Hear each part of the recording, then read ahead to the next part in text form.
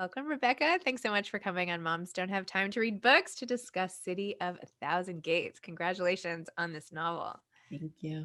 This is like a literary achievement. This is like a big deal, right? It's like interwoven stories, people's lives intersecting, great prose, different characters. It's like an epic journey. Congratulations. Thank you so much. Thank you so much. I actually just got the bound copy, so I Oh, noticed let's it see. was Yeah. oh here. I don't know if Oh, you can so see. good. Yes, So yes, it I know I'm someone who's like very attached to like the book as an object, and so I just holding it and feeling like the texture of the cover. I noticed I've been dressing to match it ever since I got it. yes. So Ooh, these are great colors. In fact, this would be a great blanket, perhaps, maybe really. curtains. I think this could be some sort of textile you could involve in your home. Yeah. I really loved the design. I Harper did such a great job, my publisher, in really like listening to, I guess, not just to like me as the author, but reading the book carefully, and everything surrounding the book has like reflected that so much. And this is my first book, my first novel. I had no idea what to expect. And I actually, the cover to me is so, it has that sense of like multiple narratives, doors opening and closing, lives intersecting. Like I was so taken with it. So I'm very grateful to them actually for um I suppose hearing me and kind of reflecting the work so beautifully. So yeah. So tell me about writing this book and when you started it. I know you've had like multiple, what, bread loaf, like you've gotten all these fellowships and retreats, and you've been at this for a while, and everybody obviously keeps identifying your talent. So when did this start and how did it change and take shape over the years? Yes, so it almost feels like we grew up together or something, this novel and I'm 34 now, and I think in a way I started writing it even before I knew I was writing fiction. I was about 26. Um I left New York City. I'd been working in magazines at I really lucked out after college. Right after college, I got a job at Vanity Fair. It was like the best education you could ask for. And like, I interned at Vanity Fair. I stop. did, yes. Oh my gosh. You Wait. probably were not even born. No, I'm kidding. I'm No, no. 44. I interned my freshman year of college. So when was that? 1995, that summer. May I ask, like, who were you working directly with anyone? I So have I such did. warm feelings for that time. Yeah, no. I rotated departments. So I started in special Cool. events. And at that time, I had like no idea who anybody was. And I Oh had my to gosh, answer that's the Sarah phone. Mark. Was she Yes, Sarah Marks. so cool? Oh my God. Um, and like Amy Bell would walk in and Matt Yes. Tyrnauer. And I actually emailed with Amy Bell. I was like recently, and I was like, I was an intern and you were there. And she was, yeah, did not remember me, but that's fine. And then I moved to the features department for a little bit with Jane Sarkin. Oh my gosh, I love Jane. Yes, And I wonderful. remember so well, I'm sure she doesn't remember me either. I was there for like a week in her I was the department. same, but But she was, I'll never forget because she was on the phone as I was, I don't know, filing slides or I don't know what I was doing for her. And she was trying to schedule her C-section based around the Hollywood issue. So she that's must have a child now that was born in that's 1995. incredible. Yes, for sure. She has, yeah. Oh my gosh. And wow, what a power move. That's amazing. Well, I really admired everyone I worked with there. And I was probably really foolish to leave, but I did.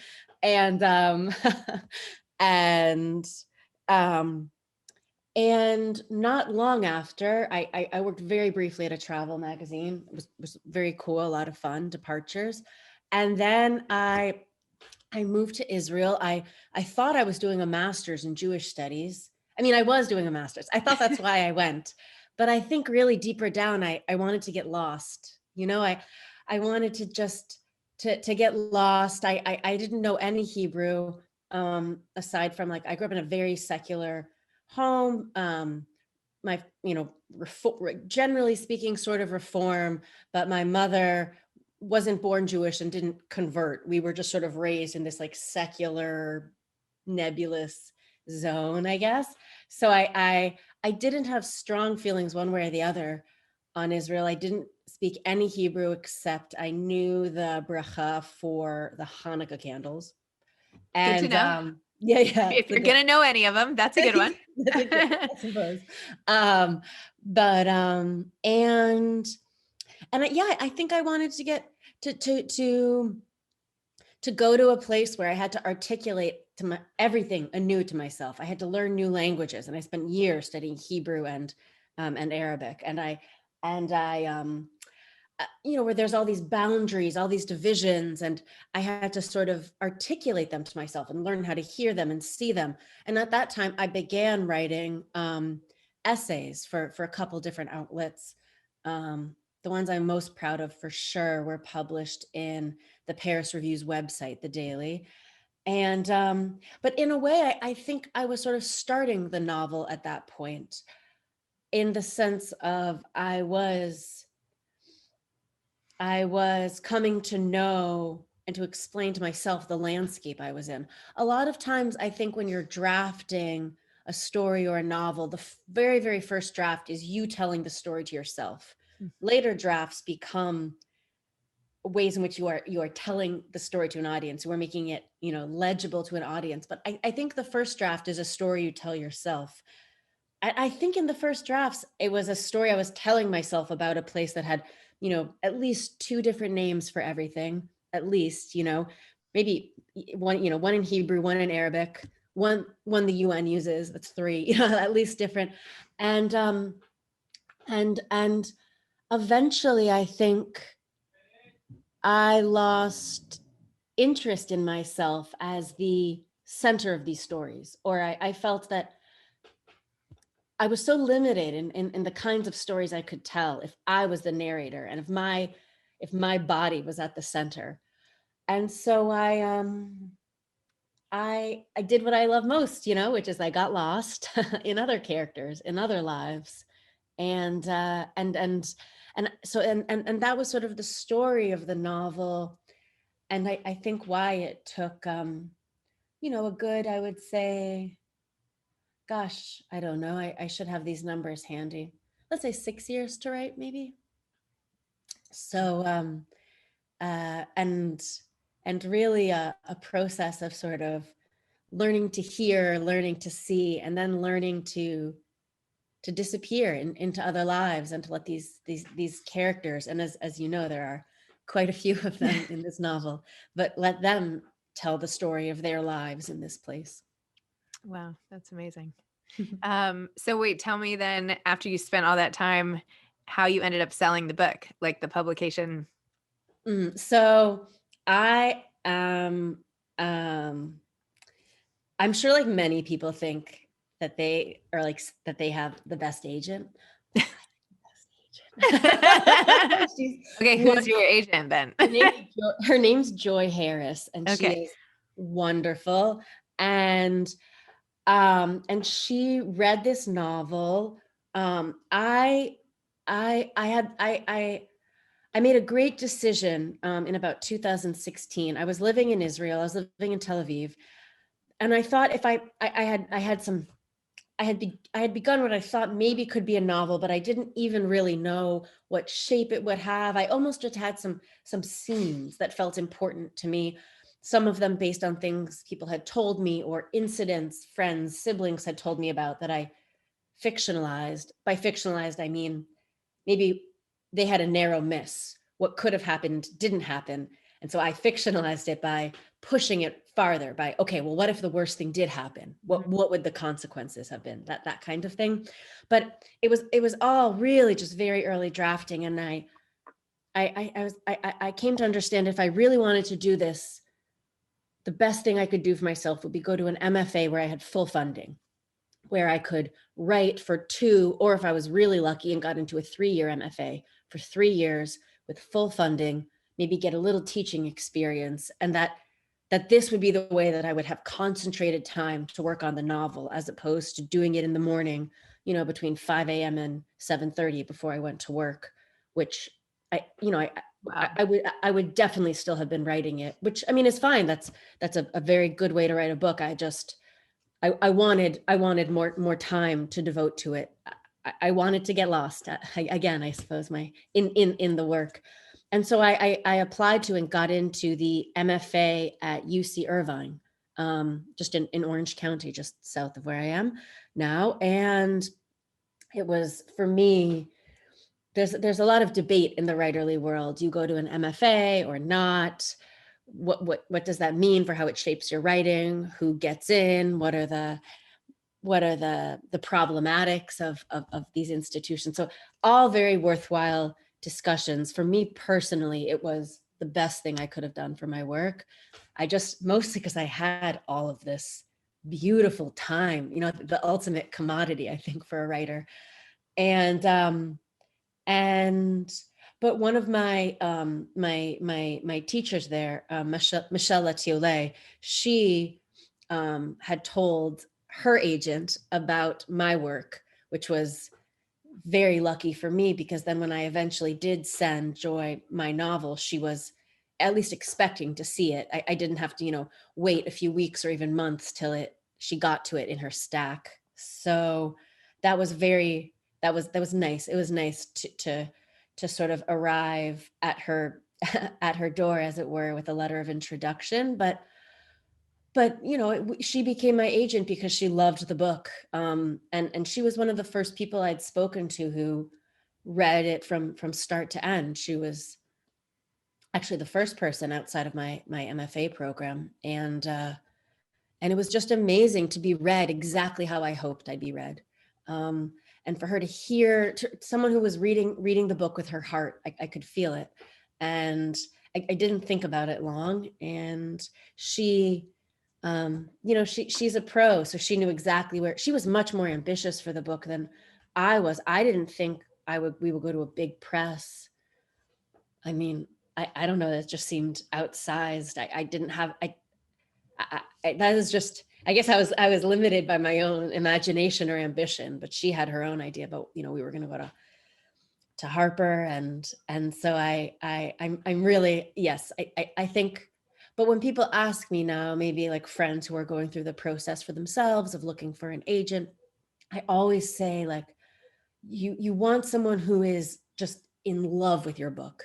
Like that's the most important thing, more important than, maybe, I know there's a lot of other considerations, and they're all important too, about the access that person has, or maybe, I don't know, how long they plan to be working or how long they have been working. And of course, like, these are all considerations, but more than anything, you want someone who is in love with your book and who can share that with anyone that they bring that work to. So for anyone who's thinking about agents or shopping, I would say that's what makes your agent the best agent. Loving your work very much. Yeah. That's true. Yeah, you have to have some sort of meeting of the souls over a book. Oh, what a beautiful way to put it. Yeah, totally. Yes. Yes, I love that, and we'll use it and quote you. Oh, Yes. thank you. Meeting of the Great. soul. Yeah, I love that. I love that. That's awesome. So you are a citizen of Israel and the Everywhere. US and Canada, everywhere. You speak languages. You're like all over the planet. Um, ho Tell me about your identity, like yourself, right? You're like a world traveler. So how do you like where do you find yourself at home the most? Hmm. I was talking to a friend about this recently, or what feels like recently, but time has been, for all of us, so slippery. So a few years ago, I was talking to a friend about this, and I was asking him, I was saying, like, it's so hard to know where I sort of belong, in a sense, because I was born in New York City. I moved to Canada, and first to New Jersey, and then to Canada, all with my family. And then I went to college in the States. And then I moved to Israel. And then I briefly left Israel. I thought I would go to divinity school, not to become a member of the clergy, but to be an academic in religion. But it was so funny. I kept dropping out of my translation classes. This was at Chicago, to take fiction classes with the novelist Vu Tran. So I was like, I think I need to rethink what I'm doing. But that was an important few months for me when I was living in Chicago. It was also when I formally converted to Judaism, even though I was raised in a Jewish Mhm. home. To um, I think I wanted to feel like I was fully embracing the my not just my Jewish identity, but I think my place in a Jewish community. And of course, being formally a Jew is very important for things like being counted in a minyan and and which it just, it depends, of course, on your denomination whether a woman would be counted. But I'm a conservative Jew, so that's all kosher. but um but anyway, so I think, but my converting rabbi, a wonderful man named Rabbi David Minkis, a really generous, thoughtful person who never sort of dangled his own power over me in this situation, in which you are vulnerable as someone converting. And he was very, he said a couple wonderful things to me. One was, "Oh, you were always a Jew. I'm just making it official," which I thought was sweet.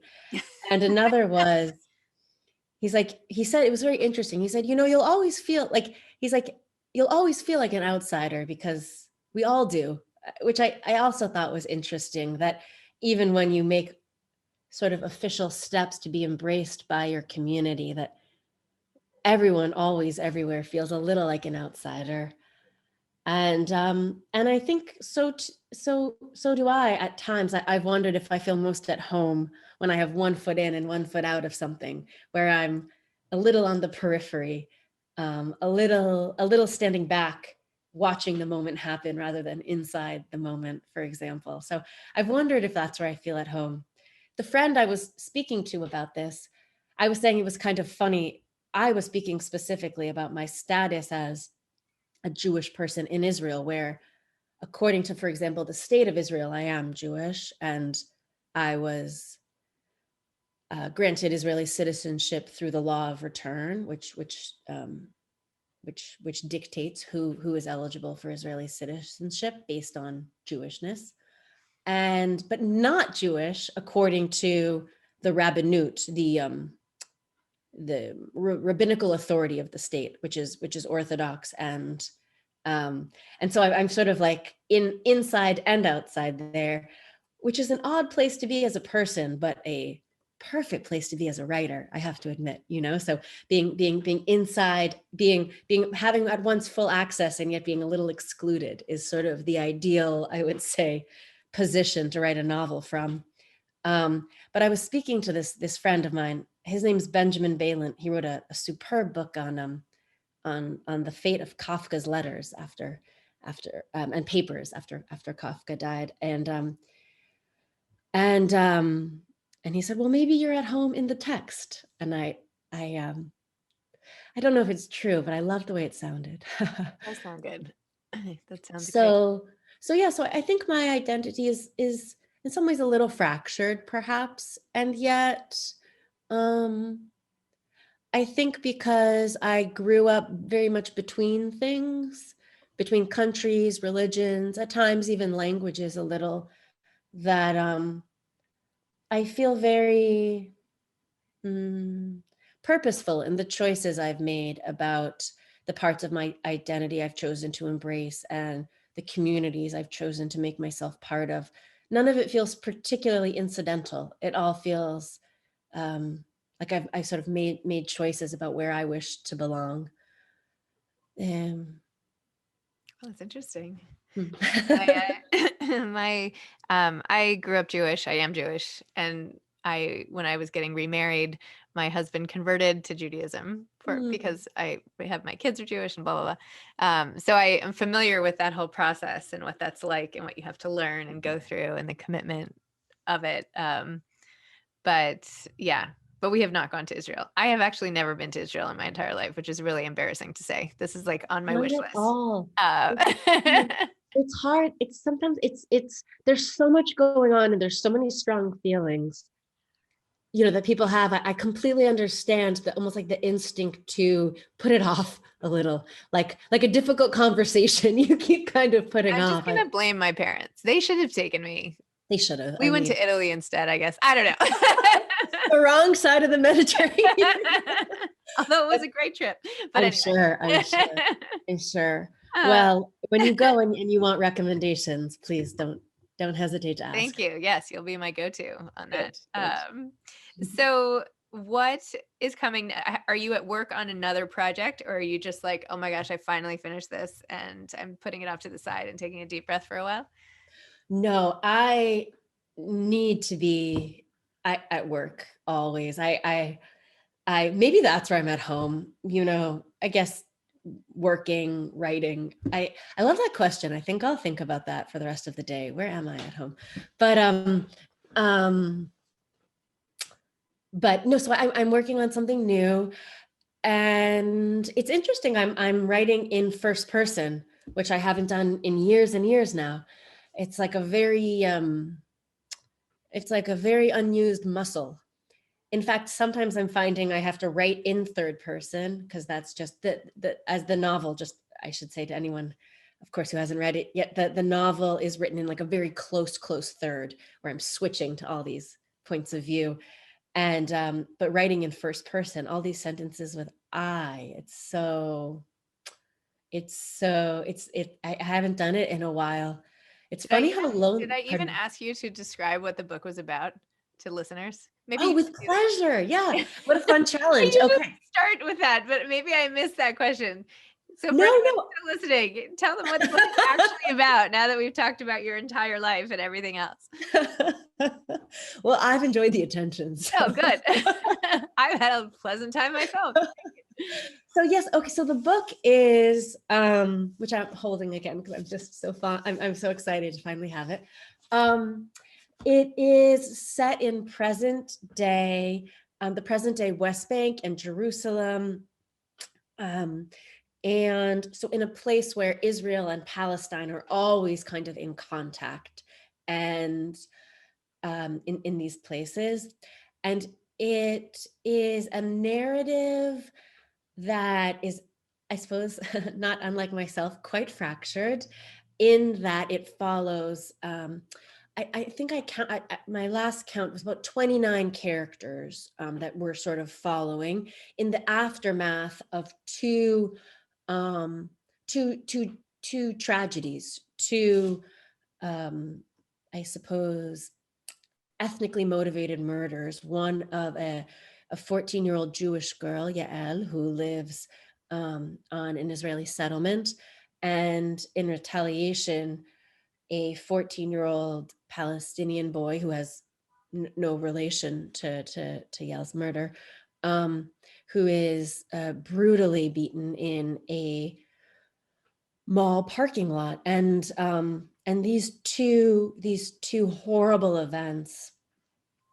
reverberate and echo in the lives of Palestinians and Jewish Israelis and Americans in Israel, and a German journalist trying to make her name on on some newsworthy tragedy, and I think trying to show the echoes and the iterations of these events in the lives um, of different communities and families. I think especially concerned with family life.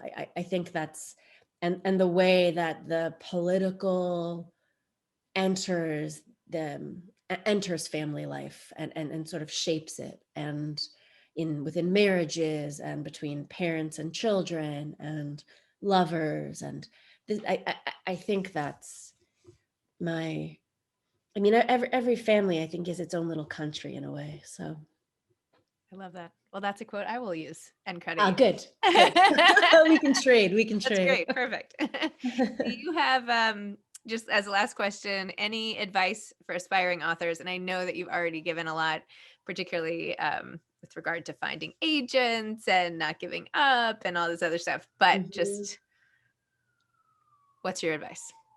Yes. Oh, yes. I mean, a few things. One is slow down in your telling. I think in actually writing, so often we have a place we want the narrative to get to.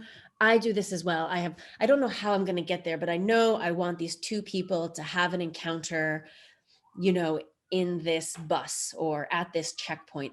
And I know that's where I want it to go. And I can catch myself rushing in the writing to get there.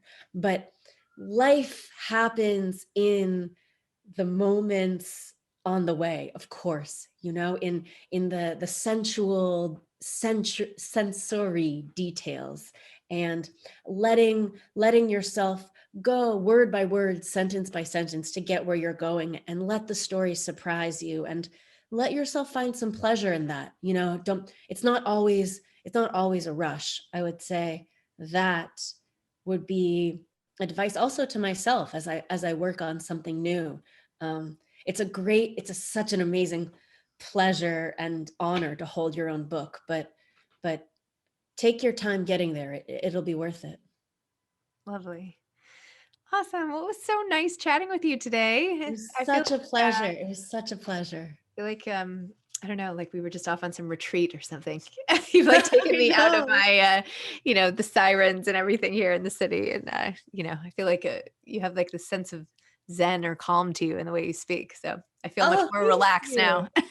Oh, thank you. Well, I Yeah. can say for my part, I've loved this feeling of being sort of ensconced in your beautiful wooden library.